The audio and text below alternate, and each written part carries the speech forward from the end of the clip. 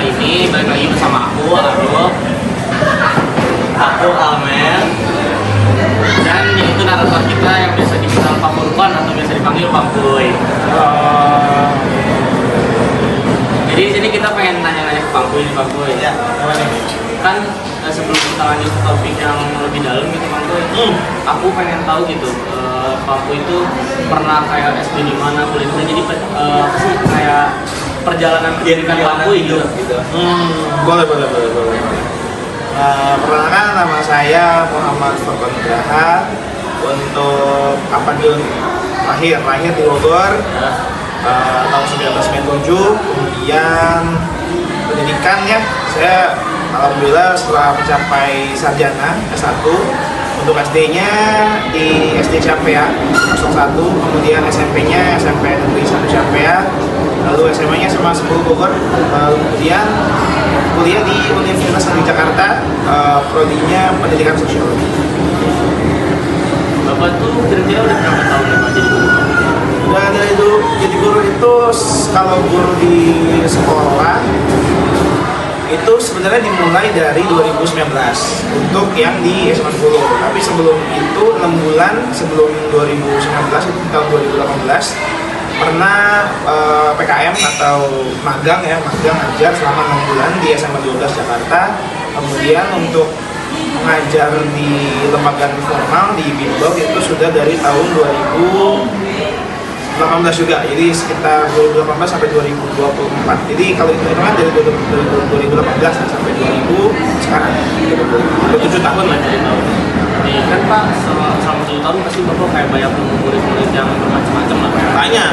Nah, Bapak punya nggak sih kayak pengalaman itu sama murid ini, kayak pengalaman yang mungkin Bapak nggak bisa lupain gitu? Pengalamannya, murid-murid sebenarnya setiap tahun tuh ada aja ya murid-murid ya gitu. Kita bisa mengkategorisasikan menjadi 3 tipe. Ada murid yang aktif, murid yang pintar, dan murid yang hiperaktif lah. Dalam bahasa lain, nakal gitu ya.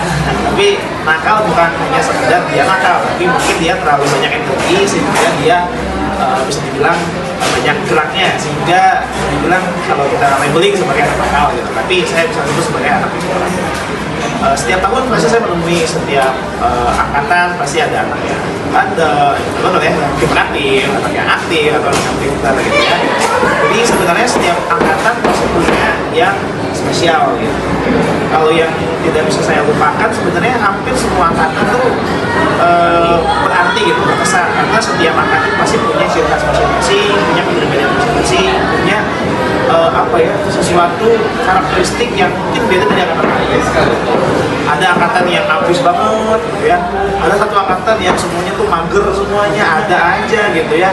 Ada juga angkatan yang istilahnya tuh terbagi-bagi. Tadi tuh ada yang sebagian yang ambis, sebagian yang males, atau sebagian yang ogah-ogahan, ada aja. Apalagi waktu zaman COVID kan teman semua tuh, karena udah kelihatan di sekolahnya kan semuanya di rumah loh, jadi istilahnya kondisinya tuh agak ngebingungin ya, kita ini anak aja apa enggak gitu. Jadi kondisinya tuh kan tidak memungkinkan untuk melihat anaknya seperti apa. Tapi secara umum semua siswa yang pernah saya ajar gitu ya, secara umum sih menyenangkan ya, karena mereka itu memiliki kepribadian yang berbeda-beda.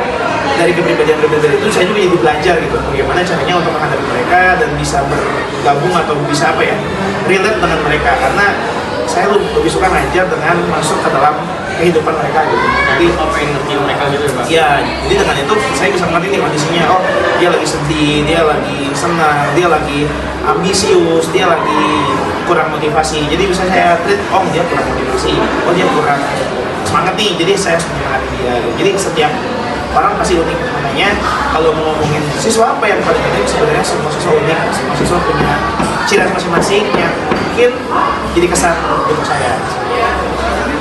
Kan karena setiap murid punya punya masing-masing gitu. Bapak punya nggak sih tantangan terbesar kayak selama Bapak ngajar tuh, tantangan terbesar Bapak tuh murid-murid ini kan kayak mereka berbeda-beda gitu. Tantangannya adalah bagaimana bisa membuat semua karakteristik siswa yang satu kelas atau beberapa kelas ini tuh bisa masuk ke dalam pelajaran saya gitu. Bagaimana mereka bisa mengerti apa yang saya ajarkan, apa yang saya didik gitu ya, apa yang saya kasih ke mereka, dan mereka bisa memahami dan masuk ke sana dengan berbagai karakteristik tadi. Ada orang, ada siswa yang bisa belajar dari gambar, dari visual, makanya saya bikin PPT. Ada siswa yang bisa paham dengan mendengarin, berarti saya harus menjelasin. Jadi harus melihat kondisi setiap orang gitu. Itu tantangannya, bagaimana saya bisa relate dengan semua itu karakteristik siswa. Cuma kalau yang bisa dibilang challenging atau menantang lagi, saya harus bisa melihat bagaimana mahasiswa itu bisa mengerti pelajarannya. Karena kan dalam pembelajaran tujuannya adalah bagaimana siswa mengerti materi. Jadi bisa itu guru tuh punya tantangan adalah bagaimana caranya bisa ngerti.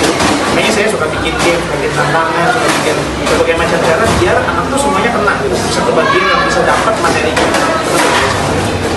Itu mungkin challenging atau challenge yang selanjutnya seperti misalnya ada beberapa kondisi, misalnya satu kelasnya semuanya malas, atau misalnya kelasnya itu apalagi kalau baru beres olahraga atau baru beres ngapain dari luar, terus mereka capek. Nah, saya juga tantangannya adalah bagaimana caranya mereka tuh tetap belajar meskipun kondisi yang melelahkan. Atau misalnya ada kondisi mereka tuh lagi sibuk mengerjakan tugas lain, kondisinya saya mengajar tapi mereka lagi ngerjain tugas lain, sehingga bagaimana cara ini mereka mau belajar lagi. Makanya satu hal yang jadi tantangan buat saya sebagai guru ya seperti ini, bisa mereka belajar dengan baik dan mereka tuh masuk pelajarannya mereka, sehingga ide-ide inovatif tadi yang harus dicari oleh guru misalnya. Mungkin ada uji kata-kata motivasi anak-anak yang males gitu, kayak bingung gitu, kayak dia kan motivasi gitu Pak, mungkin coba bawa punya kata-kata motivasi Pak gitu. Satu kata, beberapa kalimat aja. Rumah Anda mahal. Sorry. Harga rumah mahal. Jadi kalau misalnya kamu malas-malesan, di masa depan nanti kamu nggak bisa punya rumah, kamu nggak bisa punya pekerjaan yang baik, gitu ya. Itu motivasi yang menawarkan, motivasi yang membuat kita deg-degan ya, takut gitu. Karena istilahnya kata-kata doang nggak cukup, kita perlu action. Jadi kalau misalnya mau dikasih kata-kata sedikit gitu ya, malas itu bukan pilihan kita. Jadi malas itu adalah kondisi di mana kita itu tidak mau untuk melangkah. Sebagai seorang siswa sangat penting banget kan untuk mencoba.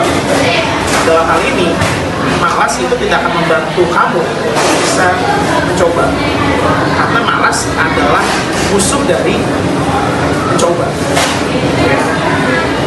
Belajar atau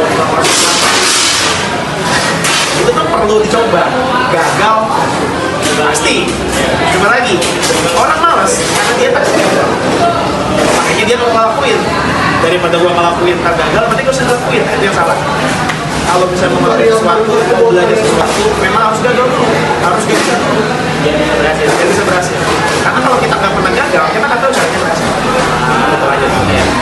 Mungkin itu aja podcast dari kita.